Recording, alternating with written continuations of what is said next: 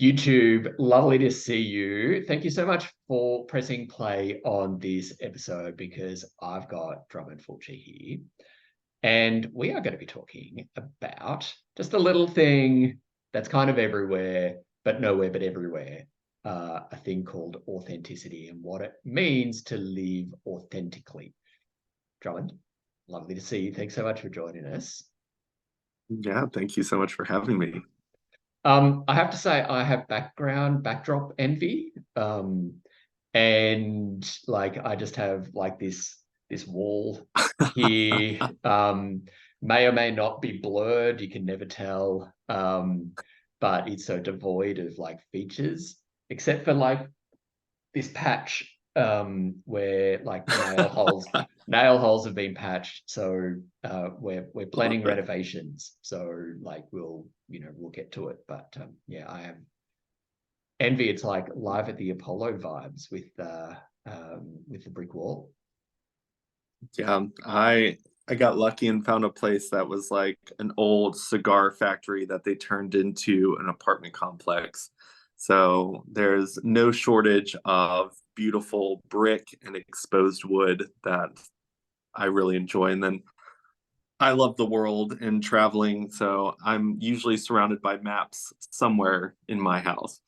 Yeah, me too.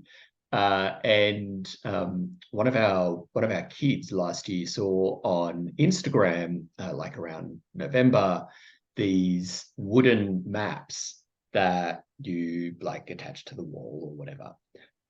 And he was dropping major hints about it for his bedroom wall. But Mhm. yeah, quite expensive. Those ones. But yeah, we've got a thing for like we have a world map and pins for where we've all been and things like that. So yeah, and there's still like traveled a lot, but there's still a lot of the world that doesn't have a pin yet. So yeah, like I don't know Love about that. you, but I'd be like turning around and just like staring at that. And I just love it, very envious. Yeah, my grandparents actually did that with the world map on their study wall, and they had pins all over it where they traveled together. And that was kind of like why I started putting maps up because like that's what I wanted to do one day. I actually created a new like island in the Pacific Ocean because a bug was crawling across my map and I smashed it and it kind of stained my map. So a new island popped out in the Pacific somewhere. If you're wanting a new vacation spot, that's there now. It's like, Isla de la Mosca or something like that, but yeah, it's like, either, splatting a blug. This is going to go well. I can't talk. Splatting a bug on the map or like a volcano, either or. That's how islands are made. Exactly. Yeah. Particularly in the Pacific. Yeah. All right, you good to There's go? tons of room out there. Yeah, Yeah. definitely. Yeah. Trust having flown over that ocean quite a few times, I'm like, oh my God, it's very, very, very big. It takes a very long time. But yeah, so some more islands there to, break up the trip could be fun. Exactly. Yeah. We'll just wait for the guts to like die down. Okay, I have pressed record on this. Drummond, you ready to go? Yep. All right, viewer, you're ready to go. I have coffee. Drummond's got coffee. I hope you've got coffee too.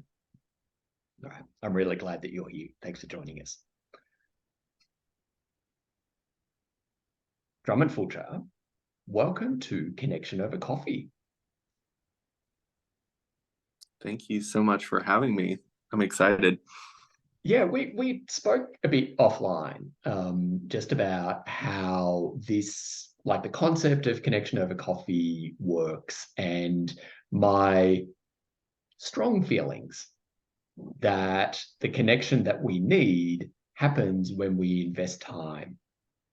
And and you were pretty much doing full body nods So I'm really glad that you're here. You've settled in with a cup of coffee, even though it's like far past coffee o'clock where you are right now. Never. We're going to be great friends, I can tell. Like, it's like always a good time for coffee. But like in any case, like I'm glad that you're here. I'm glad that you're here for a chat, and I'm glad that you're here for a chat on a really important, well, a conversation on a really important concept, particularly in how we show up in the world, and particularly how we show up within ourselves when we are moving beyond our loneliness towards connection. We'll get into like some really great stuff, I'm very confident, very soon. But just in case someone doesn't know who you are, can you please tell us a little bit about yourself? Yeah, so my name is Drummond. I am here in the United States. I am positioned in Virginia at the current moment. I've bounced all over the United States through my 35 years almost on this planet. I am currently a self-empowerment coach that focuses around LGBT people who are looking to fully embrace their power as individuals and take leadership roles within this world to create positive change because we need it. And for me personally, I have taken the journey of self growth very seriously. And I've experienced ups and downs. I think that's something that's really important for people to realize is there are so many things that we go through as human beings. And just because I'm a coach does not mean that I have it all together. And I love that the topic today is authenticity because for me, I had to come into authenticity in multiple stages of my life. I think that it's almost like a cycle of remembering the importance of authenticity. Like I'll discover it in one aspect or stage in my life and almost forget that that's still an important thing when I step into the next stage. So I'm excited to kind of have this conversation and see where it goes. Excited or terrified? I love authenticity, so I'm one of those people that I love when people push me past my comfort zone. Oh, okay. All right, challenge accepted. I'm not quite sure that there was a challenge issued there, but I'll accept it anyway. Because because yeah, like I think I've said this in previous episodes, including one that may not be out yet. But by the time that this conversation is released, will have been out. And it was a conversation that I had in the previous episode with my partner, Jeff. And yeah, like I said that, if we're going to connect, if we're going to be, in life together, like whether that, is like forever in life, hopefully, or even for like 5 minutes or, 5 hours or whatever it is, like we're going to connect. I want to get to know you. I want to know, beyond like the surface stuff, like the glitzy, like the headlines that we all put out into the world. Like, yep, I see that. That's a lovely font. They're beautiful colors. Look at all of that. But like, I want to know like what's under the bonnet, what's under the hood. Because that's like the good stuff. So I'm really glad that you're here to first of all, you nailed the intro. Like, and in nailing the intro, it's just like, recognizing that you don't have your shit sorted. Yeah. And I almost sort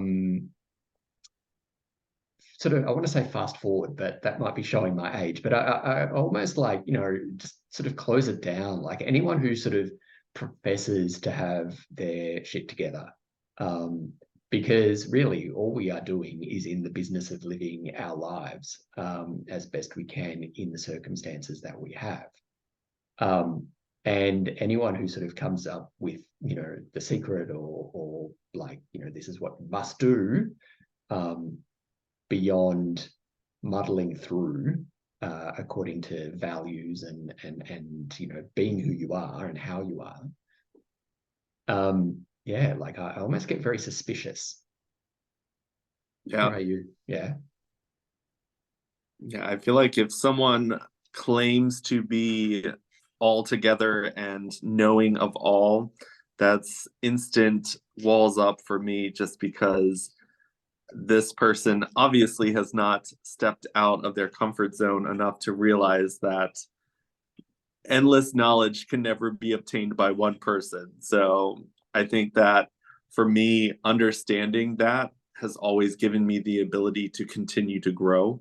Yeah. And I mean, we forget, we learn a lot on the journey, and sometimes we forget lessons. And I have had many people refer me back to wisdom I shared on one of my podcasts, and they're like, a wise man once said, and they Yes. refer back to something I've said, and I'm like, well, you know what? In this situation, I forgot. Yeah. I get that. I get that too. People's like guys that I coach with Mike Campbell, but also guys here that I mentor, and frustratingly, our children say this back to me. It was like, first of all, like, why do you pay attention to so much about what I say? But second of all, that's good. But third of all, don't put that back at me. Like, you know, don't make me uncomfortable, please. But yeah, you're right. You're right. And that's the thing about wisdom. Like one of the things that you just said there, like reminded me, like the difference between knowledge and wisdom. And we can tell whether it's like intuitively or you know, you kind of find out after a while. But there's difference between what you read in a book and what you, I guess we could say the word embody, and you know, what just becomes you. Yeah. I always tell people that when it comes to books, when it comes to information, like no book is written specifically for you.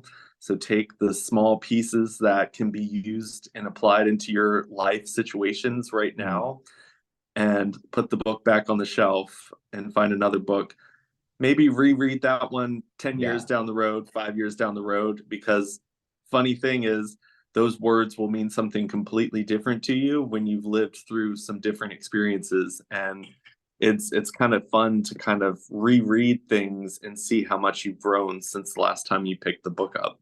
It's kind of like a like, you know, in the like the door frames, where you know you measure your height, and you know, Yeah. this is, you know, Phil in 1985 and 1980 and you know, all that kind of stuff. And it's kind of a way of doing that. It's almost like this metric that of our own sort of emotional and mental and emotional growth rather than physical growth, because that's a lot easier to measure by height and weight and all those kind of readily accessible statistics.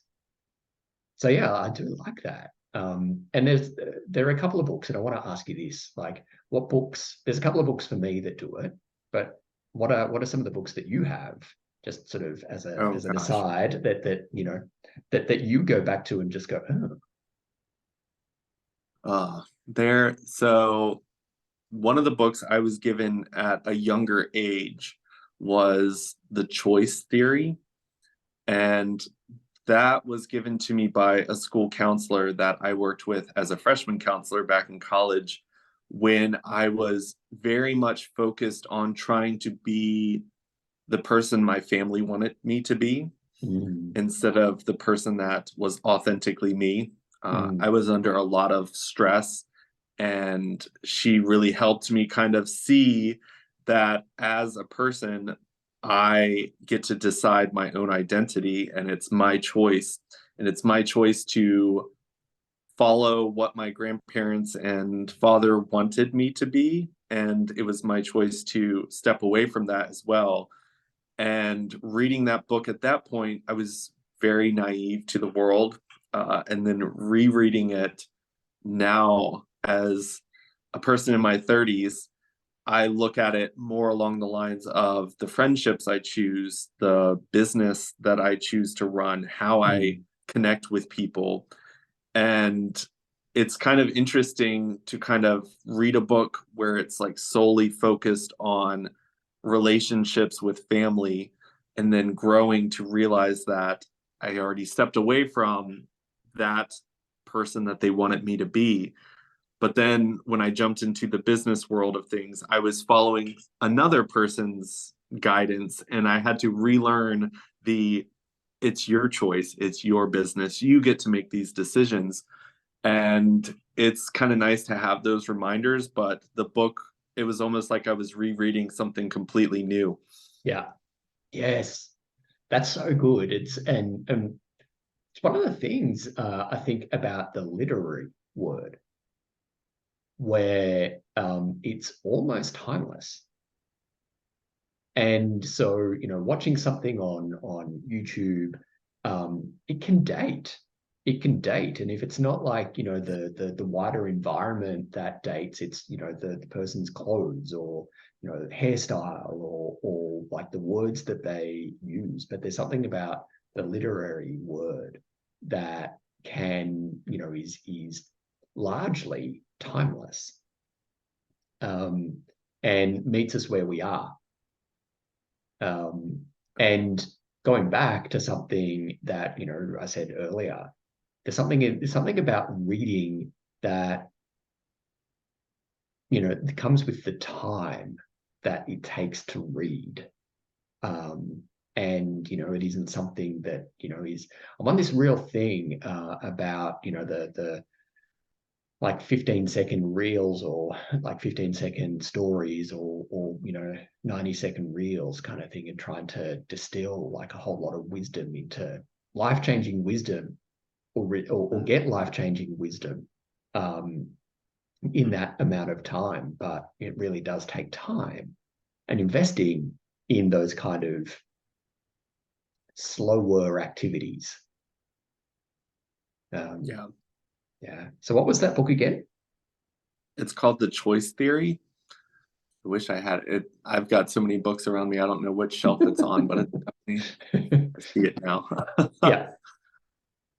Okay. All right. But Well, but yeah, I was gonna say, when it comes to like even listening to music, like things back when I was a child, I just listened to the music and was enjoying the movement and sound of it. But then revisiting certain songs as an adult who's experienced some of the things that are being sung about, the yeah. songs hit very differently for sure. Yeah. Yes. Yes. Yes. Every time I listen to Radiohead, so I kind of came of age in the 90s. And yeah, OK Computer, that album, no music ever since then has ever topped that. That's like that OK Computer and the Bends, they're sort of at those two albums really sort of like my sort of late high school, university soundtracks. And just sort of every time I listen to it, either I'm taken back or like get a new take on life now, which is really good. I love how music does that. But I've got a question for you, Drummond. You mentioned in the intro about you that I want to say, kind of summarizing, like you've leveled up, Mm-hmm. and you've experienced some things in life, and then level up when you kind of go, oh God, I've got to deal with this now. And courageously, boldly, bravely do what needs to be done, what's called of you. And I want to ask this: what, how do I ask this? How has loneliness featured in those kind of level ups in your life, or has loneliness featured in those level ups in life? Yeah. I mean, I think when I heard the saying of you can be completely surrounded by people and still be lonely, Mm. um, when I heard that, I was just like, oh my gosh, yes, that's exactly how I feel. And I think that when you outgrow spaces in your life, like you can be surrounded by people, but they're not your people anymore. And it's, you experience this loneliness and disconnect from the people that maybe once upon a time served a purpose or felt a certain bond with them at that time. And sometimes you have to get to that point to be that uncomfortable in a room of people that once upon a time you felt very comfortable around, to make that change in your life, to step out of that comfort and into a new experience, because growth is uncomfortable. Mm. So a lot of people won't naturally take that step until life throws you out of the room you're currently in. Um, there have definitely been times in my life where I stayed way too long and life finally kicked me out and shut the door. But then I started to learn from that and started to kind of see the signs of a room getting too small or relationships not growing in a way that feeds my soul. And I've started to kind of walk more gracefully towards the discomfort of growth. And a lot of times it can be that loneliness that kind of guides you in that direction. And it's never fun to kind of sit there in loneliness and sometimes feel like you don't have the answers to cure that feeling. It's just Mm. like you're sitting there like, and sometimes people will repeat things from the past to try to feel the way that they once felt with the people or environment or career that they're in. And it's not the cure anymore. Like that medicine, your body's adapted to it. It's no longer a cure for loneliness or a cure for whatever cravings you're having in life now.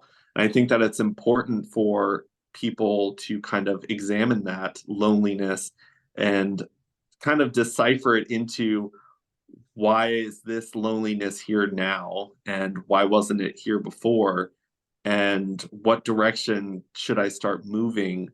Because I've found you almost don't need 100% like clarity of this is the direction that you need to take. Sometimes it's just getting somewhere new and enjoying the uncomfortableness of growth and learning around you, to Mm. kind of get to that space where it's like, oh, I can make new friends. I can like tack on some new challenges to my list of things to do today.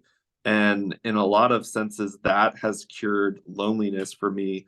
There have definitely been times where maybe I chased boys to try to find that cure. That, well, most of the times that put me in a position to kind of accept less than that I deserved. And I think Mm. that in those situations, I caused more damage to myself and the people around me that cared about me than had I not taken such a drastic move, thinking that there was a person that could cure that for me, instead of kind of diving into my own personal growth and self love. I think that I'm fascinated by loneliness, evidently. Yeah. And I think there's a big clue in what I do and how I do it. But there's a few things here. One is the language of loneliness and how hard it is to talk about loneliness. Not only is it a difficult emotional topic, but it's a difficult topic linguistically to describe in the same way that we can describe other emotions. There's a whole lot of reasons for that, but it's like, as a society that values eternal positivity and only like good vibes only, we can lose the ability to talk about it, at loneliness or anything difficult, because when we're surrounding ourselves, whether consciously or unconsciously, we're surrounding ourselves, or we are surrounded by messages that only the good things need to be out into the world. And so when inevitably the world turns and we're not in that great, happy, positive space, life gets a bit tough. We don't know how to talk about it. Not only that, we don't know how to talk about it, but we don't know how to receive it when others talk about it as well, which then compounds loneliness. Like, because if we don't know how to talk about it, we don't know how to receive it, or how like ask others to receive it, then that just sort of hastens the spiral, the descent. And there's something there, Drummond, that you said that I really want to come back to, because it's something that I've been hearing a few times from previous guests, and listener, viewer, if you've been here a while, you know that I talk about like the power of the decision point, and I call it the fork in the road. What Drummond has just been saying is that, you can do what I say, go left. And go left is try again, try again, try again, with the same thing that has that worked in the past. And that can be the chasing of boys. That can be work, like the glorification of hustle culture. I'm absolutely guilty of it. Please don't get me wrong. But like working out, travel, drinking, alcohol, taking substances, whether prescription or illicit, whatever it is, in the hope that the distraction or the sort of euphoria that you felt will come back and cure your loneliness. It's the law of diminishing returns, and you just keep on, like, if you keep on deciding that, you just end up sort of spinning around on your heels in the same place, just getting lonely and not moving it, not getting dizzy and not moving anywhere. Whereas after a while, like, the only decision is to get curious and take the right path, and like go right, not like the correct path, but go right. And that is that's scary and filled with uncertainty and all that kind of stuff. And we have to trust ourselves, trust people around us to do that. And so what Drummond was saying there speaks to that point of reaching those uncomfortable decision points and having, sometimes reluctantly, I'm not going to say that this was always fun and easy decision for you, Drummond, like, to go right. Like, there was probably a lot of bargaining there, a lot of why me. It's like, oh, haven't I fixed this before? Like, I thought I, should have had this done already. Like, why am I here again? Is that right? Yeah. I think I truly believe like the worst fate in the world is for someone to be given success very quickly without learning the lesson of having to try multiple things before finding success in any type of thing. Because I feel like when you've not experienced the journey of trying something and not succeeding, trying something and failing, if you'd like to call it that, if you haven't had that journey in life and you gain success on your first attempt, I feel like that really puts people in a really hard predicament in life, because when they try after that success and fail, that's a completely different experience, because I've had very successful moments in life and got very comfortable in that success. And then life was just like, the games changed, the rules aren't the same anymore. Get back Mm. out there and try something else. Yeah. And thankfully, I was taught the lesson of, you got to work to get success. You've got to try lots of different things and come at it from different angles, because one way is not going to work every single time. And I'm grateful for that, because I've met people who have been very lucky in life to get success or acceptance or whatever it is very quickly. Mm. And then when a hard time comes, they're not equipped to kind of deal with something that's not just given to them or given quickly. And it's kind of hard to kind of work with people in those situations, because they just assume that it's not a problem that they've caused, it's someone else's fault. Yeah. And I think that for me, thankfully, I'm like, you know what? I tried 100 ways, but maybe it's after 200 tries that I will get it. And my mindset doesn't choose to give up because I've been faced with failure or not being able to do something the way I've always done it. I think that is something that a lot of people will have to learn. And I'm grateful that I was given that at an early stage in my life, to where now moving forward, I'm like, okay, if I didn't succeed the first time, keep going. If I didn't Yeah. succeed any of these other times, I still have to keep going, because success only exists if you keep going. If you stop and give up or try to go backwards, it just doesn't work out. There's so many things here, like each more rich than the last, in terms of lessons.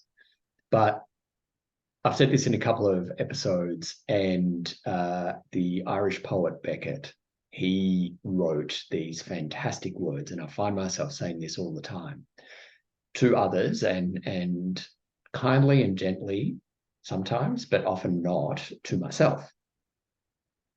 And he wrote a poem, and it's snappy, and I love it. It's like, ever tried, ever failed, no matter. Try again, fail better. And I love it because I have huge expectations of myself. Yeah, same. And yeah, I can see that. And huge expectations of myself, and I demand excellence from myself. And in a way that I don't demand excellence from those around me. Like, and that's okay. But demanding excellence can quickly lapse or tip over into demanding perfection. And Drummond, you and I know where perfection comes from.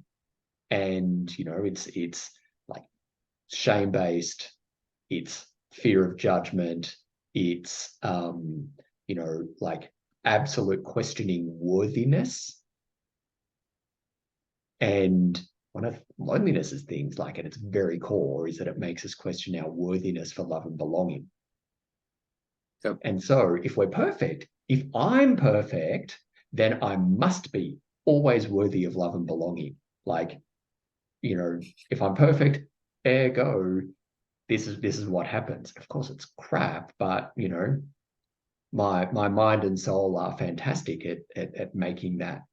But sorry, my mind is fantastic at making that sort of mathematical equation. My soul's just like, no, like, like, and so there's like grace to allow ourselves to try something, to give it our like going to speak like an Australian right now, but give it like a red hot go, give it a red hot crack, and just absolutely, with the best of intentions, but that might not work as hoped. But there's always going to be lessons in it, and I realize that that's Instagram philosophy, and I'm sorry for saying that, because when I receive Instagram philosophy when things haven't worked, I'm like, fuck. Don't tell me that. Oh, yes. Yeah, tell your story walking. I don't care. Don't give me platitudes, thank you. But eventually I'm like, yeah, there are lessons there. I need to try again. So I can fail again and next time fail better. So that's absolutely something that comes up from what you've just shared there, in terms of there is fear of not getting it right that can stop us from doing something different. And then, we end up in the same spot. We don't go anywhere. We don't do anything. We're not showing up in the world as us. We're not, and almost a natural consequence of all of that is loneliness. Yeah. If left unchecked. Yeah. It's funny because I think that when we as human beings grow towards success, when we work really hard to get somewhere in life of status, that we almost forget authenticity, because we start to rise up above others, because most of the time it's because we're authentic and we've accepted the things that are our limits, and we've chosen to acknowledge them and grow from them. But then at some point, because for me, I mean, my positive talk series, it kind of speaks for itself. Like, I am a message of positivity. That's what I chose to do. And then it got to the point where I wasn't feeling so positive, but I didn't feel like I could authentically express what I was feeling on a space called positive talk. And I started to lose my authenticity. I started to disengage. I started to lose everything that I started to build because of my authenticity and my heart moving people towards their own positivity. And it wasn't until I got to a point where I had to admit that I wasn't in a good place, that I was feeling lonely, that I was in a space that didn't feel like what I wanted it to be anymore. And I was like, well, what do I do? Do I just throw it all away? And at that point, it was like another stepping stone where I had to step out and once again choose to let the walls down that were created by the journey I was on and the lessons I was learning. And I had to once again admit, I don't know what I'm doing in this space. I am not feeling great. I've tried lots of things. The things that used to work are not working anymore. And once again, I learned the lesson of when I was authentic, when I opened up and shared that message with people, people connected with me again because I was becoming human again. I wasn't acting or trying to be what I thought people wanted me to be. I was just myself again, the lost person on a journey trying to find answers to my questions that I had. And when I was able to reconnect with that part of myself, I started connecting with people again. Positive space started feeling like home again. It was a new home. It had new walls, but it was a nice space to kind of feel like I was welcomed back in my own skin, because I almost feel like when you start to climb that ladder of success and people are looking at you as a role model or someone who's climbed further ahead than them, that they want answers. And a lot of times you get there and you don't want to be like, I don't know. Yeah. But I Yeah. got there, and once I learned to say that again, it was like the weight was lifted off of my shoulders and I could be me again. And yes, I'm not at the top of this staircase anymore. I'm now at a bottom of another staircase growing, but I couldn't start that journey with all the weight of not being authentic was created from that journey on the last staircase that I took. How beautiful. And I one of my friends, Reno, he has, back in early 2021, he was on the podcast, but he's coined the term in my mind, the word dis-ease. And that feeling, I use more words than dis-ease, but I find myself saying it anyway because it's very succinct. But it's that feeling of not being in alignment, where your words, my words, our words, do not align with our thoughts and our actions, or our actions and words don't align with our thoughts, because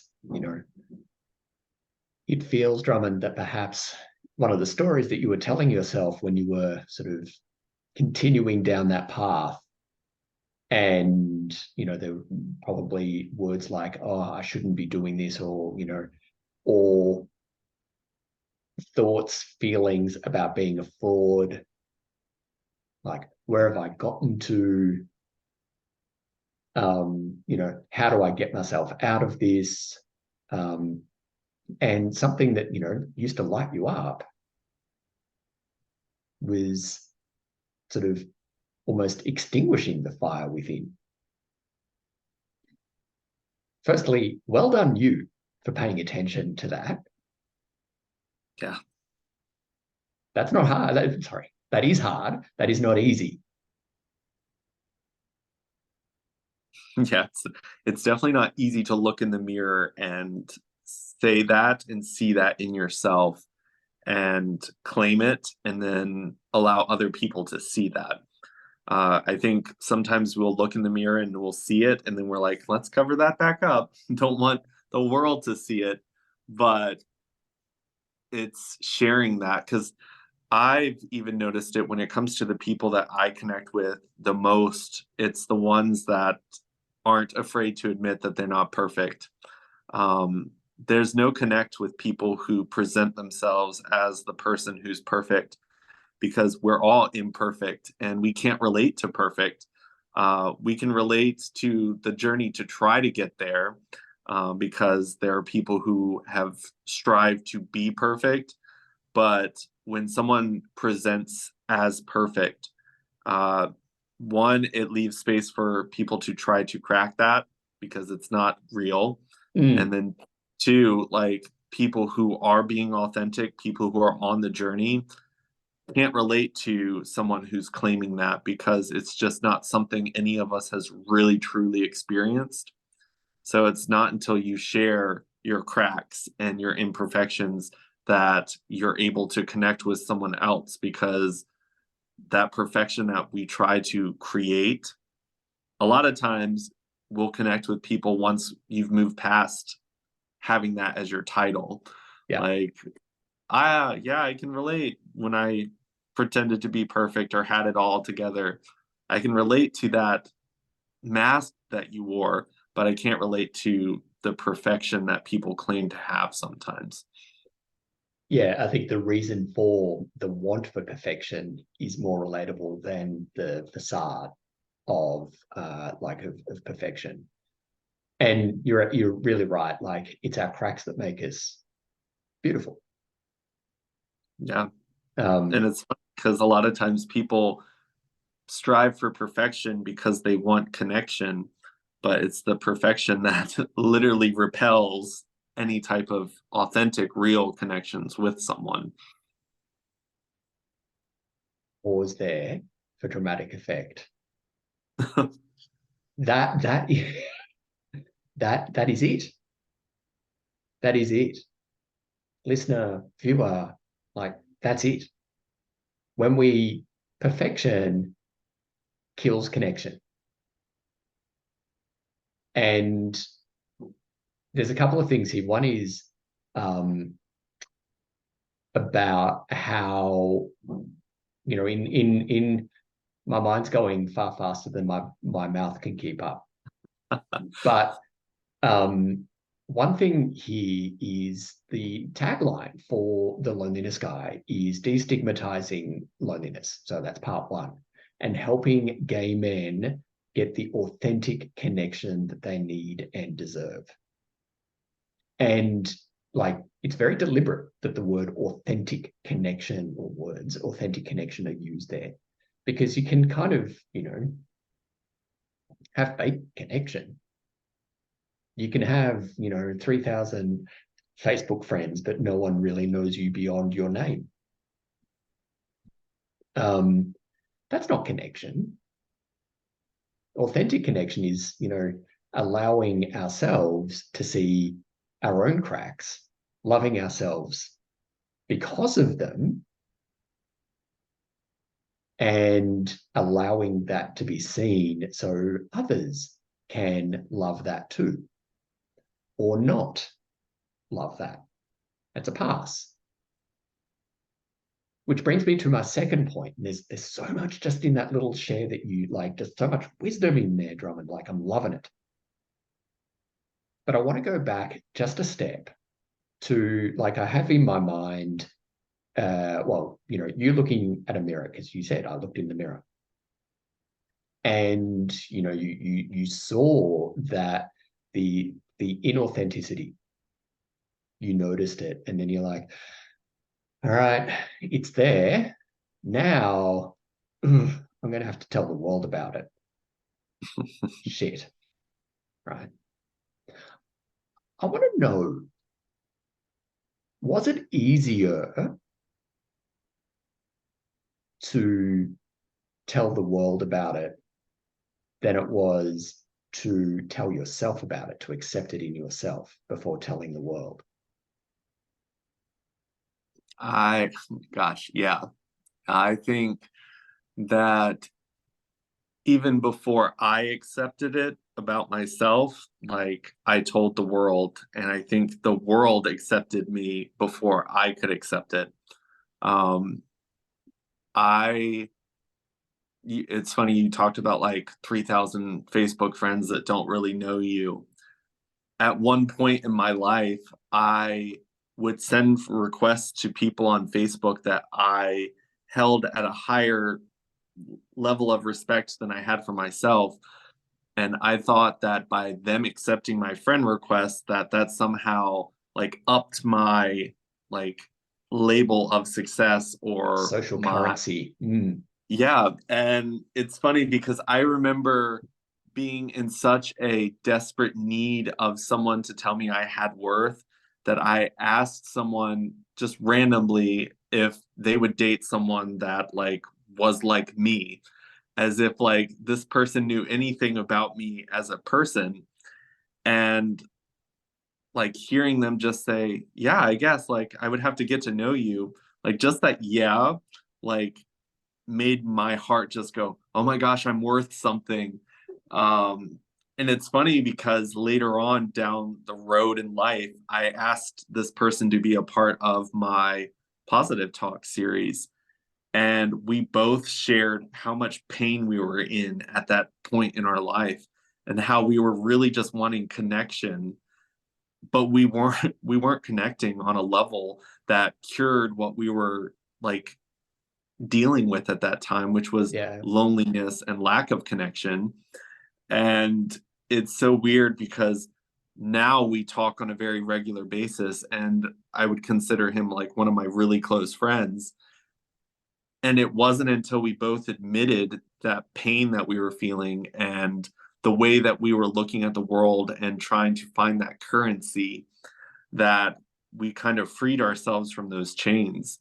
So I think that like sharing it with someone else and having them reciprocate the feeling, it made me realize that it wasn't me against the world. It was just all of us against the societal structure that made us believe certain things were required for us to be worthy, to have status. And once we kind of freed ourselves from that, and it's a constant thing, there's lots of different things that we've been taught, whether it's you have to make a certain amount, and whether it's you have to find love by this time, whether it's you have to have this degree of education.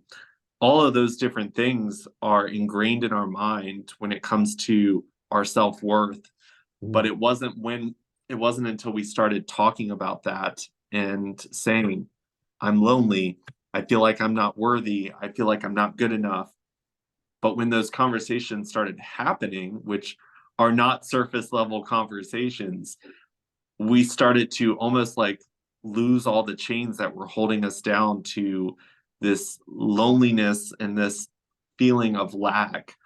And it was kind of that magical moment where it's like, okay, I've said it, and the secret that I've been keeping so long, it's out there now. And it really did kind of finally sink in to my own mind, where I was like, oh, this actually feels a lot better than holding it in and being victim to this structure that we've been currently living in.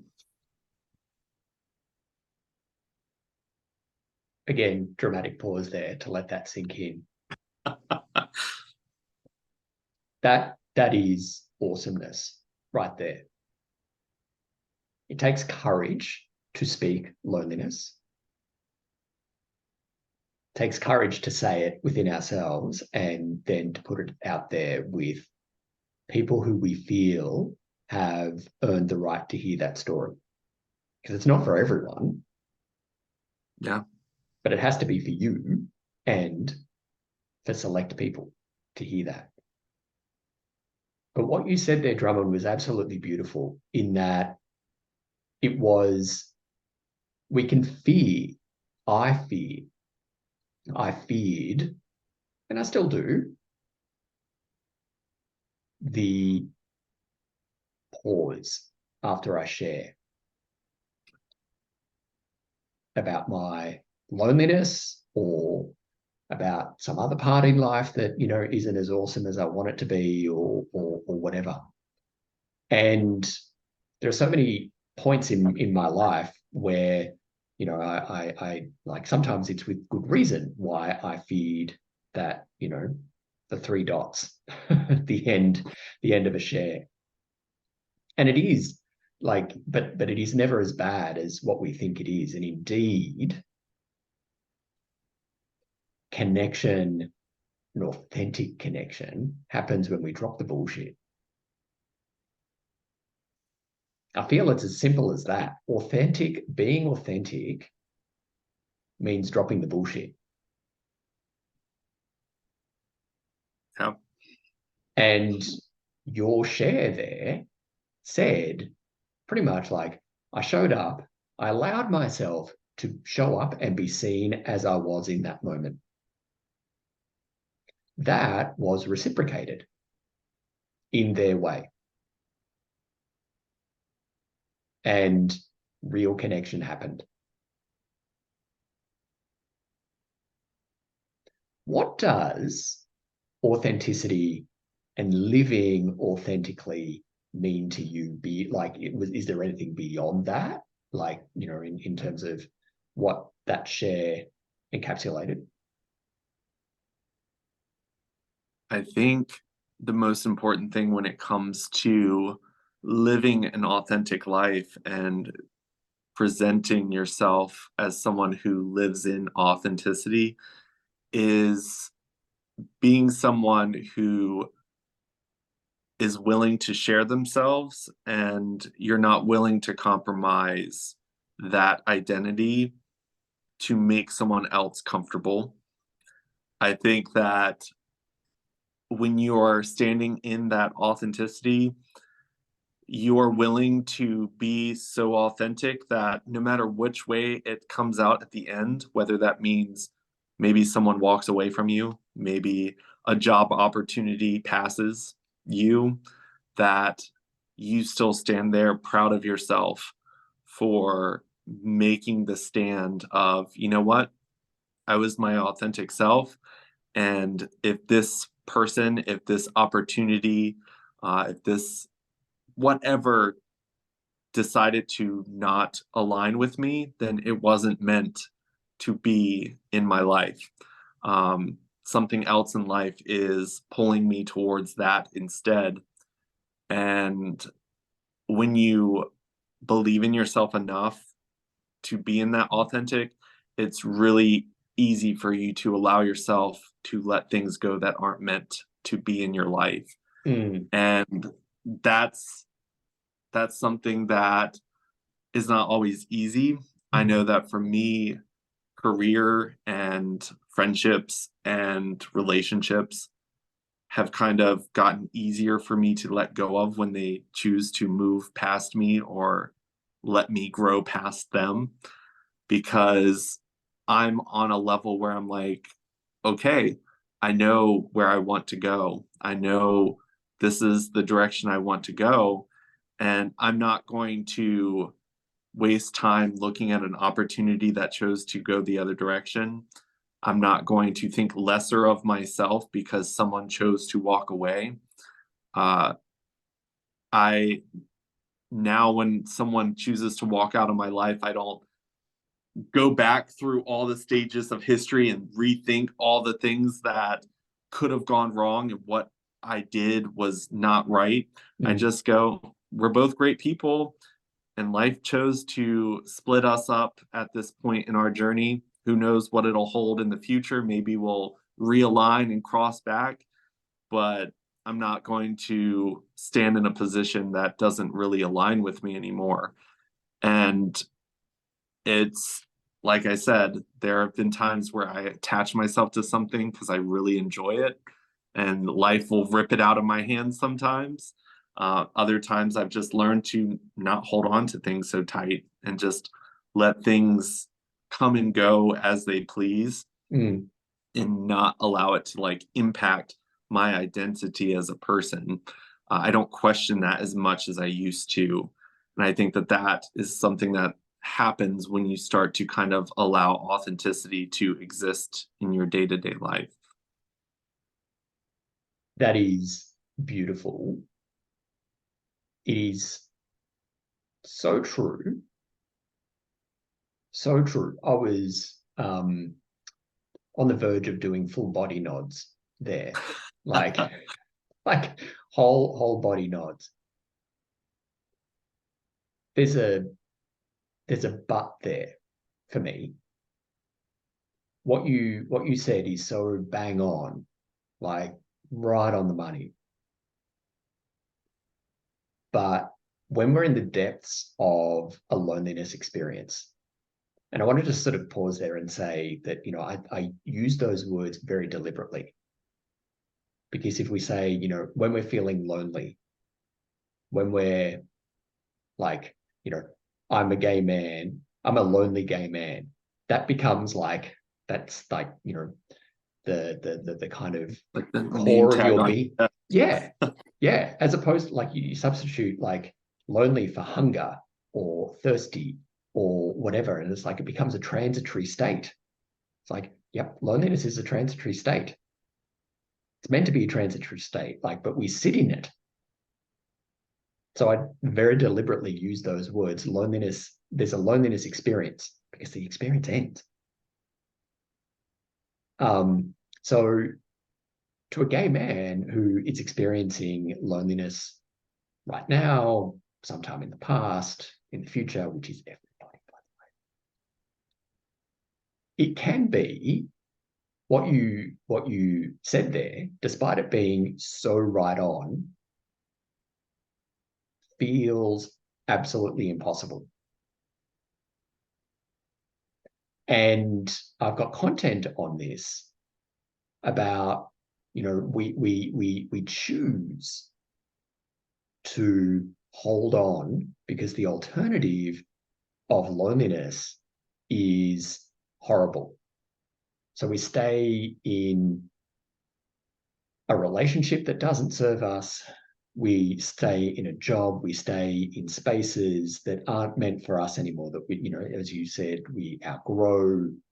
they outgrow us, but, you know, we're so scared of loneliness that we hold on to it.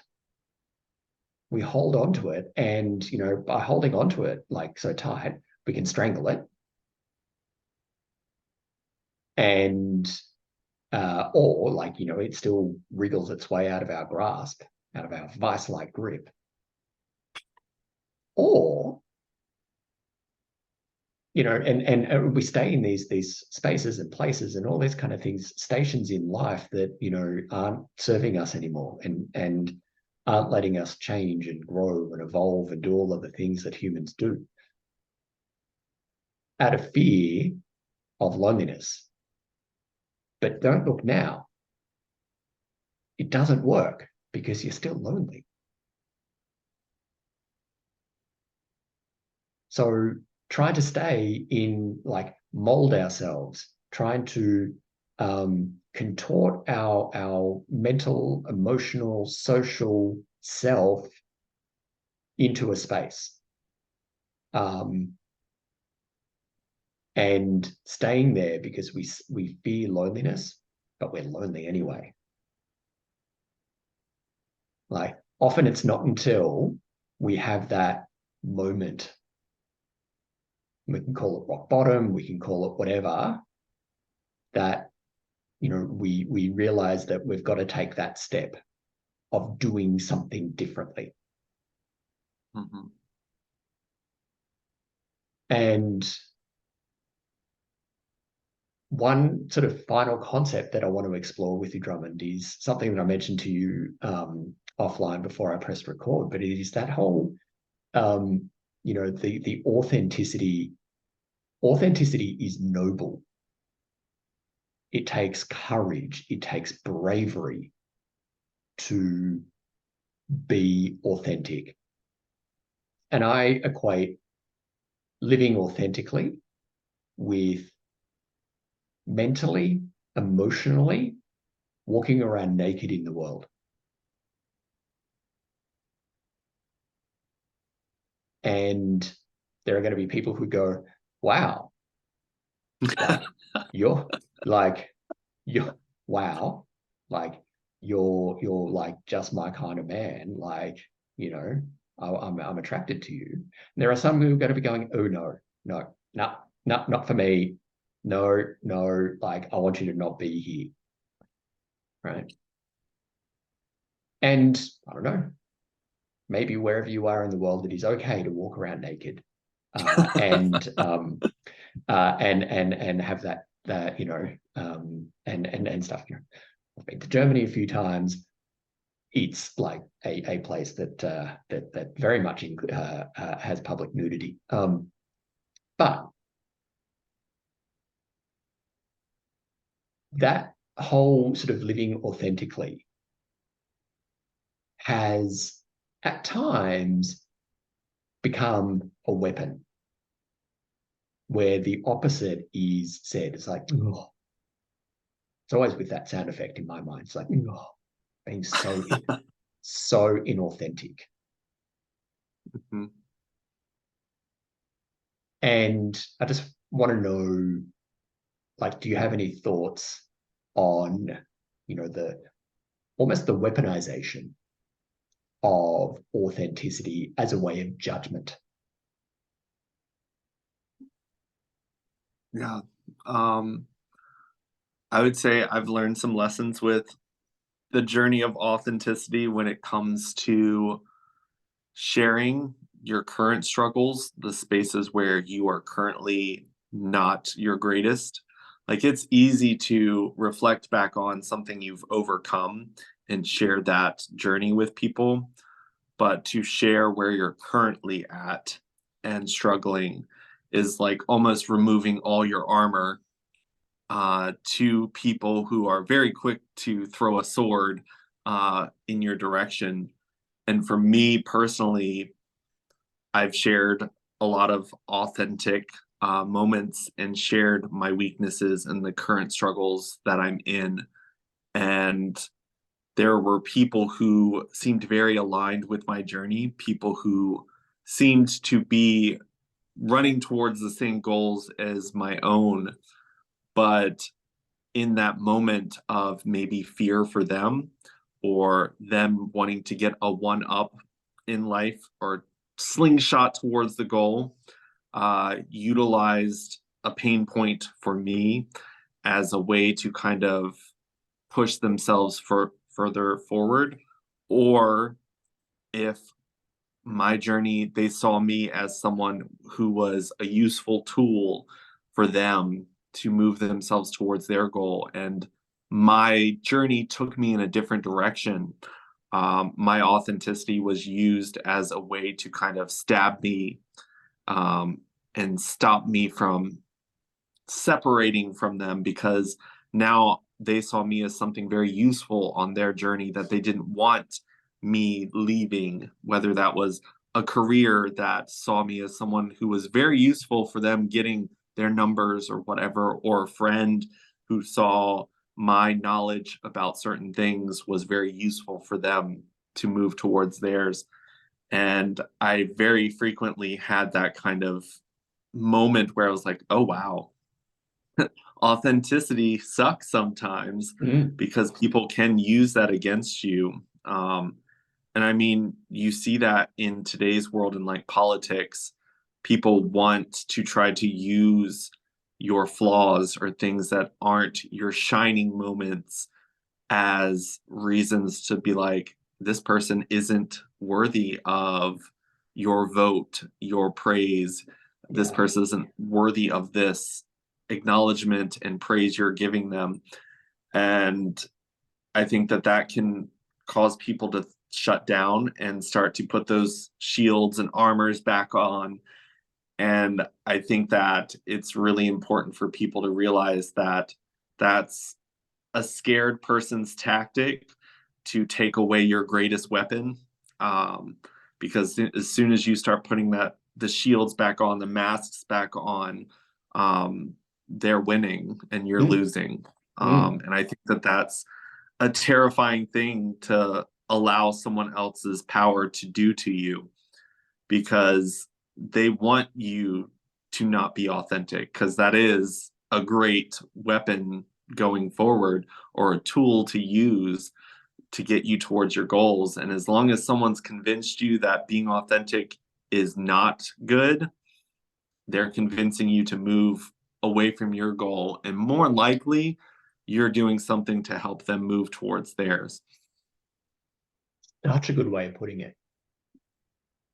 Such a good way of putting it. And it is, authenticity is bespoke. What is authentic for you, Drummond, is not, I mean, it's going to be similarities, but it's not the same as mine.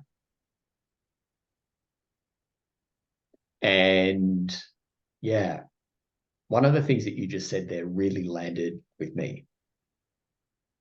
Like, and I've shared here, and on your on your positive talks on your Instagram live, that like, plainly I'm passionate about what I do. Plain, and like I love it. Largely, if I can be the voice and the face of an emotion globally, bring it. Like, if my skills with words, if my ability to chat with people, talk about things that we don't talk about, in a way of like trying to get language that helps you understand your loneliness, the viewer, listener to understand their loneliness, and society to begin to talk about loneliness in a way that is helpful, because denying it really doesn't help us, then great. But honestly, I'm not quite sure that there are too many other topics that are repulsive. And the way that we deal with loneliness is in, I'm going to get grammar nerdy in a moment, but like in the second and third person. Your loneliness, his loneliness, her loneliness, their loneliness. It's really hard to bring the conversation about loneliness to where it's experienced. My loneliness. And that's really hard, and that's really confronting. And you might notice from now on, because I've just raised this with you, viewer, listener, you may notice this now too. When loneliness is discussed in the media, it's kept in the person, like in like as the concept, and we talk about it as the concept. We tend to forget about loneliness is an emotion felt in the hearts of humans. And when we share our story, much like you just did through this episode, just a hint of your story, that would have others listening to this, like into the future, into like this time capsule that this goes, going, oh, shit, me too. We could talk about loneliness as the concept, and studies show that loneliness does this, that, and the other thing, and like latest research from Oxford University says this. Just yesterday, so this is now early May 2023, the US Surgeon General Vivek Murthy released I'm going to sort of put this into a policy context from like a policy perspective that I can understand from the Australian perspective, but essentially like a white paper that says like that declares loneliness as an epidemic. Yay. Absolutely awesome that the US Surgeon General has declared loneliness as an epidemic in the United States. Excellent. Welcome to the conversation. Now, right, what do we do with that next? Do we throw research into it so smart people at universities can come up with studies that then go, okay, like loneliness is experienced by 80% of the population in these instances, or whatever it is, like whatever statistic? Or do we then go, okay, that's great, but now we actually need to have real conversations about how loneliness is experienced by real people? Because one absolutely like resonates more than the other. They both serve a purpose, but like to the individual who is experiencing loneliness, like they begin to move beyond their loneliness when they know that they're not alone, that they're not broken. And an academic study, a government policy doesn't do that. But it's really hard. It's really hard to share your story of loneliness. It's really hard, listener, viewer, Drummond. It is really hard for me to continually share my story of loneliness. I find myself often falling into that trap of like talking about like your loneliness, right? It's far easier talking about your loneliness than it is to talk about mine. And just recently, like here in Australia, I've been talking about my loneliness in the media. Like I'll put it into a context for you, Drummond, but like in our equivalent of like NPR. Okay. Sort of like the BBC. Like, so we have the Australian Broadcasting Corporation, like, a very reputable news source here in Australia, government funded. And yeah, my story has been like in the media, like on the news website, and on a podcast. I was like, oh my God, that's scary. That's scary. And like, it might not be out by the time this comes, but there's like other things in the media that have been happening, where I'll be on television talking about my story on national television. And it's like, I do it. It's terrifying. Fuck me, it's terrifying. Each and every time, because like it speaks to like some upsetting stuff. But I do it because it helps you, Drummond. It helps you, viewer, listener, have language so you can express how you feel, what you're thinking, and know that you're not alone and broken. But sometimes, like, I show up, and I don't know about you, Drummond. In fact, I do know about you because you have shared about it in this conversation. It is hard to continue to show up authentically.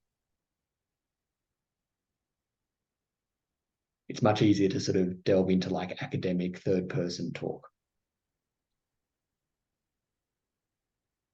But, you know, it's easier. It's easier for me to do that, but it makes connection harder.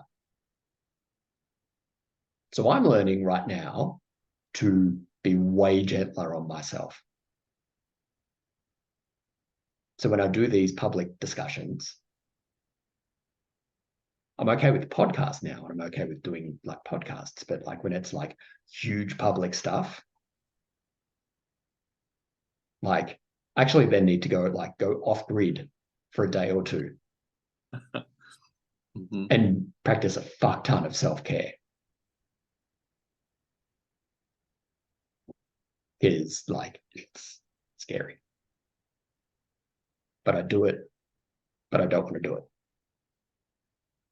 I just wanted to say that. But yeah, there is no easy way to be authentic. It gets easier the more you do it. But I guess if you're not pausing and taking a deep breath before you share your story, then it's coming from another place. It might be sort of coming from your head rather than your heart. That was a lot there. Anything coming up for you there, Drummond? Yeah, I think one thing that I noticed when it came to being my authentic self is when it comes to sharing your authentic self with people that you care about, like loneliness, if you feel lonely and you're surrounded by family, you're surrounded by a significant other, friends, and sharing that you are experiencing loneliness and pain and discomfort, that can be a really hard conversation to bring up and have, because I mean, I've been in a situation where I made a statement where I was just like, I feel like no one cares. I feel like no one's listening. And I had friends who were like, well, then who am I? What am I right here? And in that moment, I was like, well, I'm glad that you think that in this moment, you are a person in the same environment as me, but you're not understanding, you're not listening, you have not taken a moment to try to get a little bit deeper. I saw a post not too long ago where it said, people call me strong and courageous because they don't want to have or take the time to help me on any journey that I'm on. It's almost like, tell me I'm great and then just kind of let me exist in whatever pain or struggle I'm in. And I felt that because as I've grown, there have definitely been people in my life who have just kind of labeled me as the strongest, the bravest, the most courageous. And it's almost like they're passing it off to say, like, they're not enough to kind of take that moment and get to know what I'm struggling with. And that's not an easy conversation to have. I feel like that, especially like if you're in a relationship with someone, if you're with friends that have been in your life for a long time, that disconnect you have with them because they just don't engage with you in a way that can heal you or grow you or make whatever you're feeling feel a little less heavy. And for me, it was kind of going through that journey and realizing not everyone's going to step up to the plate. Not everyone's able to step up to the plate, whether it's they're not far enough on their journey to do that. But kind of letting those types of people fade in your life so that someone else can step up to the plate who maybe has the ability to dive deeper with you, to have those conversations that will fill you up with the feeling of connection. But it's definitely something I've learned along the way. And I think the self-sabotage comes in because I long for connection. That's something that from my childhood I always craved and never really got from my parents, grandparents. So when I form connections, sometimes I will sabotage my own success or journey to the next level in life because the people that I'm currently connected to and feeling that connection is they're not ready to move with me. Sometimes I'll try to pull them kicking and screaming and they just still won't come. But then eventually you do have to kind of leave them behind and hope that your journey inspires them to take some steps forward. But I've definitely had to learn the lesson of letting some people go that I really cared a lot about because they just did not want to grow. And that was a self-sabotaging cycle that I was turning left and trying to repeat because I felt like, what if I move to this next stage in life and no one wants me? Like, what if I'm alone? And that was a fear that I would constantly face. And there were definitely times where people made statements where I'm like, ooh, if I take this opportunity, that person's not coming along and I will be alone. And I chose to stay behind instead of moving forward. And that was definitely a space where I was like, wow, this is a space where I can grow and heal. But the more times you do it, the more you realize that maybe that person's connection to you, you won't find that again, but you will find something new that will give you new feelings of connection. That's really important for people to know. Final question. Okay. Has being authentic, living authentically been worth it? Is it worth 100%. I compare my relationships and friendships with the ones in early stages in my life to the ones that I have now. And it's like looking at a shallow puddle versus like a deep ocean. And some people moved forward. Like I have a friend who we were friends in high school. There was some time where we didn't really communicate a lot, but we've reconnected as adults and our friendship is deep. Like we have had those conversations. We shared the struggles we were facing, but there are so many friendships that didn't move forward. And even looking back and thinking about those friendships, I'm like, I really didn't know them at all. And they didn't know me because I didn't share any of the parts of me that I felt like were unlovable or unworthy of their praise. Whereas now people who know me, they get all of me.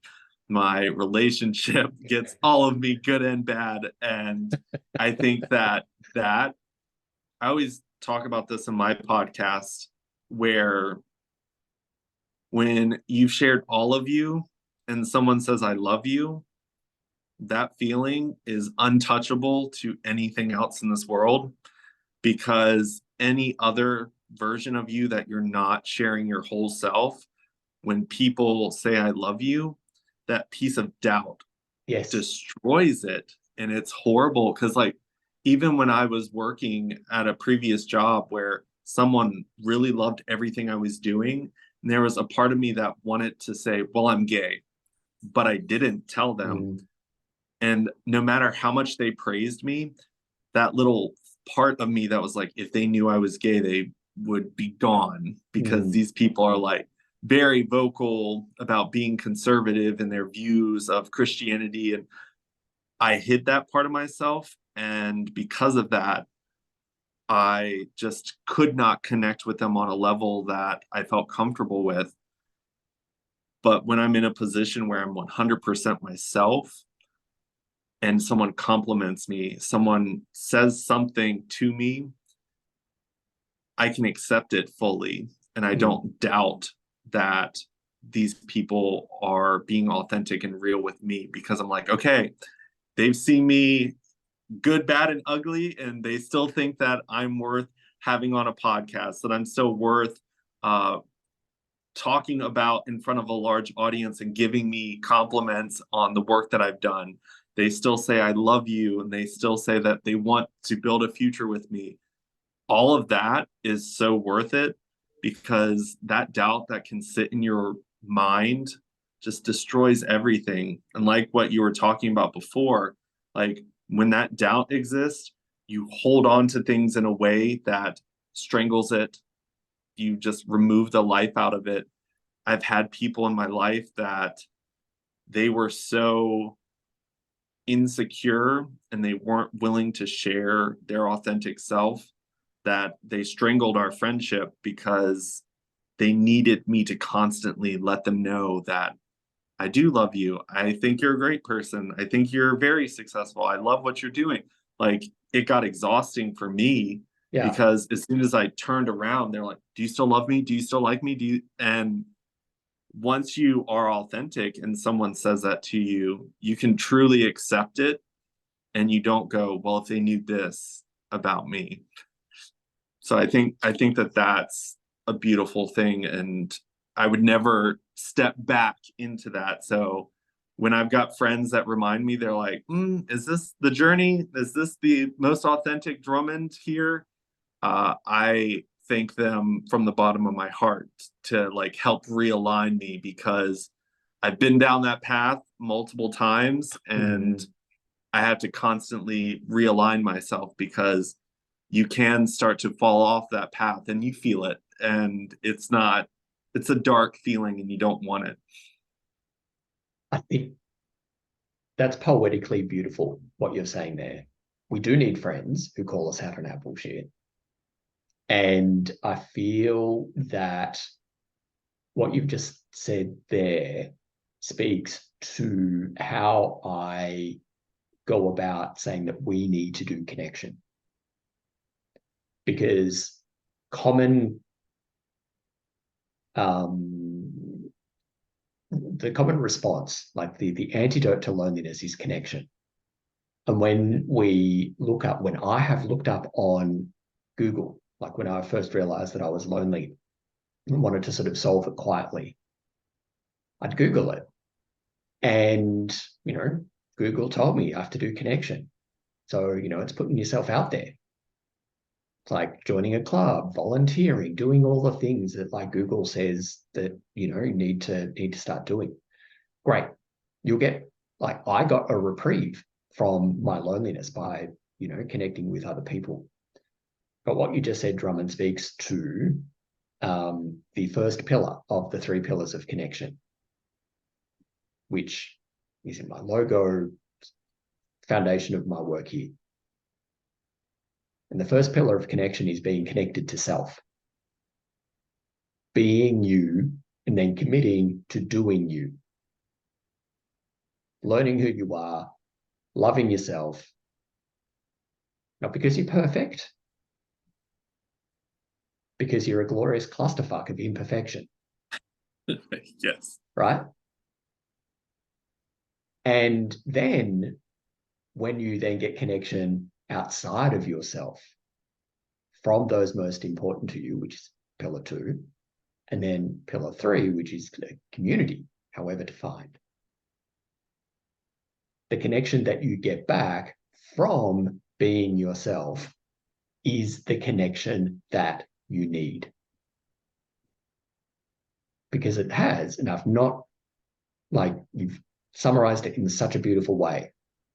Because when you connect with yourself first and then be you in the world and do you in the world and put you bravely, courageously into the world, the connection that you get back is without that doubt. Yes, but.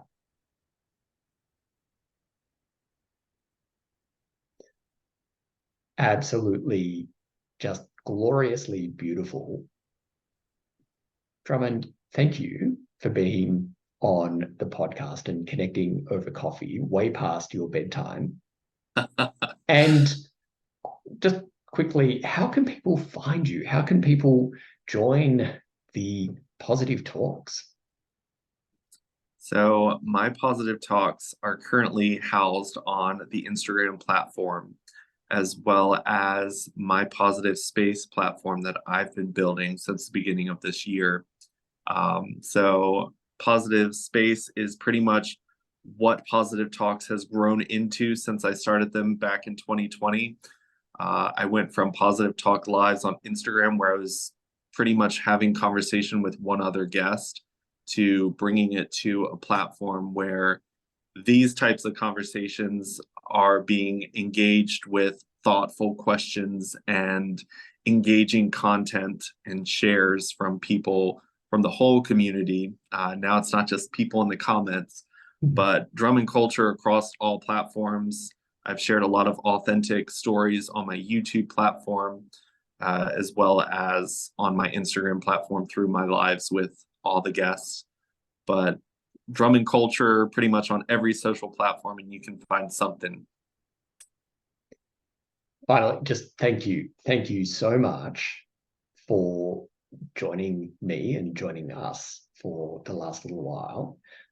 And I want to say what a privilege, what an absolute privilege and joy it's been connecting. But secondly, like seeing you, hearing you. Like I just want to say that I see you and I hear you and that you belong. And I'm just so grateful for you joining us today. Yeah.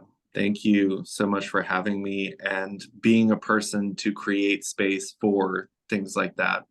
Because I think every person on this earth needs more spaces like this to exist so that they can have those deeper conversations to share their authentic self with another person. And I think anyone on this planet who is creating that type of space for others is doing a great deed of good for the world. And I think that this is something that we need to encourage more people to open spaces to have these types of conversations. So thank you so much for having me. And I really enjoyed this conversation.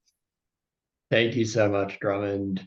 I received that with with grace and all the good stuff.